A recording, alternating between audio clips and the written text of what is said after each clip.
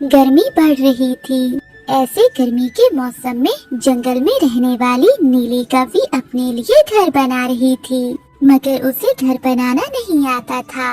ये काम तो बहुत मुश्किल है। मेरे पास ना सूखी लकड़ियाँ हैं और ना सूखे पत्ते। मैं शाम तक घर बनाते बनाते तो जल जाऊंगी। तभी वहीं से गुजरते हुए मिठू तोते को नीली कौवी आवाज देती है। तोते, तुम कितने सुंदर हो और तुम्हारी चोंच कितनी सुंदर है। क्या मैं सच में सुंदर हूँ? हाँ हाँ तोते, तुम तो पूरे जंगल में सबसे सुंदर हो। क्या तुम मुझे मेरा घर बना दोगे? मिठू तोता जान जाता है कि वो कभी उसकी झूठी तारीफें क्यों कर रही है। नहीं नहीं, मेरे पास टाइम नहीं है।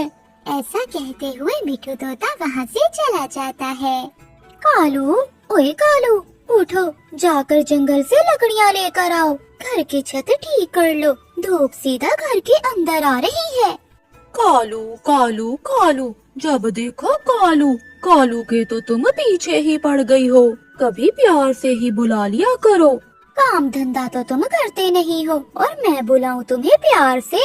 फिर कालू कौवा गुस्से में घर से निकल जाता है। हो, ला ला ला, मैं काला कौवा हूँ, मैं काला हूँ, मैं सबसे अच्छा चोर हूँ, मैं ताकतवर हूँ, मैं सबसे अच्छा चोर। हा, ला ला ला।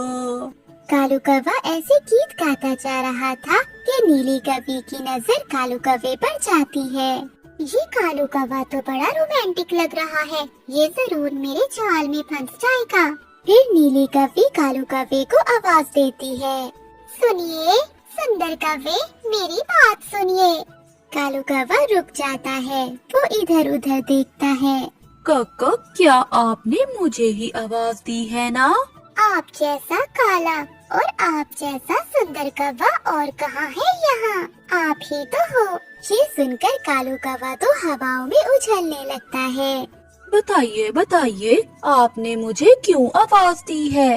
मैं अकेली अपना घर बना रही हूँ। अभी कल ही आई हूँ सागर वाले जंगल से। कोई भी मेरी मदद करने वाला नहीं है। क्या तुम मेरी मदद करोगे घर बनाने में? हाँ, क्यों नहीं। मैं जानता हूँ कि ठंडा घर कैसे बनाते हैं। मुझे घर बनाना आता है। कालू कौवा खुशी खुशी ऐसा कहता है। अगर हम दोनों मिलकर ये घर बना ले तो हम दोनों एक साथ मिलकर इस घर में रह सकते हैं। वो कभी शर्माते हुए नाटक करती है। तुम रुको, तुम यहीं रुको, मैं अभी जाकर लकड़ियाँ लेकर आता हूँ। मैं यूँ गया और यूँ आया। सब भूल भाल के कालू कौवा लकड़ियाँ लेने चला जाता है। कालू कौवा जंगल से लकड़ियाँ काट रहा था। उधर उसकी पत्नी गोरी कौवी कालू कौवे का इंतजार कर रही थी। कालू भैया, अच्छा ही हुआ जो आप अपने घर की मरम्मत के लिए लकड़ियाँ लेने आ गए। हाँ चिड़िया, गोरी मुझे कई दिनों से बोल रही है। कालू कौवा चिड़िया को ये नहीं बताता कि वो तो लकड़ियाँ नीली कौवी का घर बनाने के लिए काट रहा है। कालू कौवा लकड़ियाँ ले जाता है और नीली कौवी का घर बनाना शुरू करता है। और नीली कौवी ठंडी छाँव में बैठकर जूस पी रही थी। चिड़िया, कालू सुबह से छत बनाने के लिए लकड़ियाँ लेने गया हुआ है, अभी तक लौट कर नहीं आया। गोरी बहन, मुझे लगता है कालू अब सुधर गया है। वो जंगल में सख्त गर्मी में लकड़ियाँ काट रहा था। वो थक गया होगा, शायद वो आने ही वाला होगा। मगर कालू जी तो नीली कौवी का घर बना रहे थे। हो गया, आधा काम तो हो गया। अब छत का काम मैं कल करूँगा। कालू कौवे जी, मैंने आप जैसा सुंदर कौवा आज तक कभी नहीं देखा। तुमने तो कमाल कर दिया। अब कल आकर मेरे घर की छत जरूर बना देना। मेरी नहीं, हम दोनों की।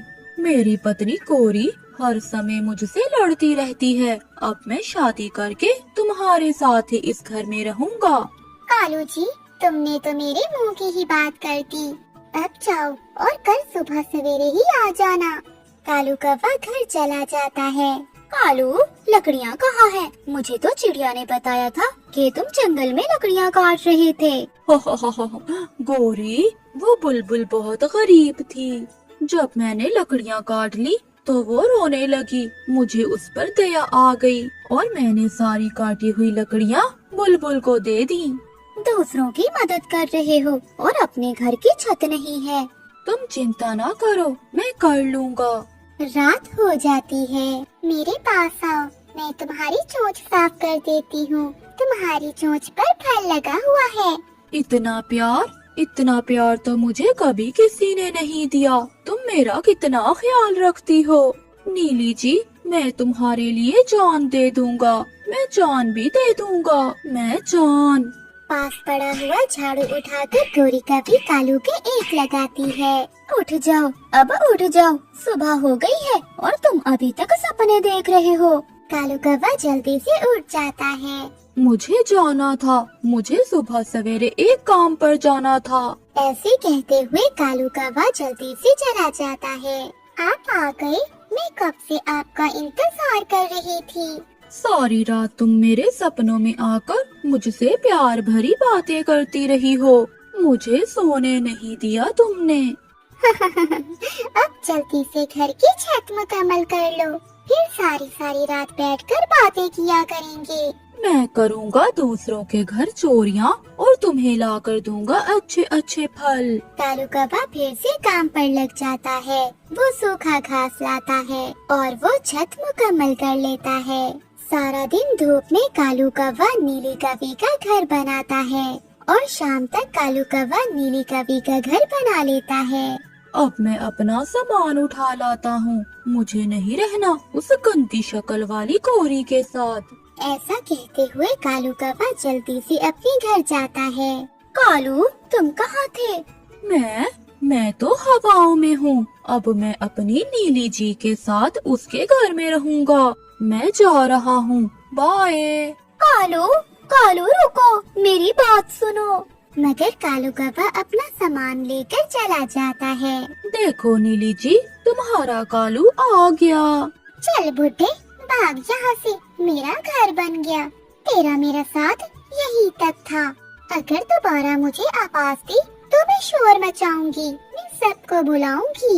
नीली कौवी का ये रवैया देखकर कालू कौवे की तो अकल ही मर जाती है। क्या? ये तुम क्या कह रही हो? ना नीली जी। भाग जाओ, दफा हो जाओ यहाँ से, बुढ़े कहीं के।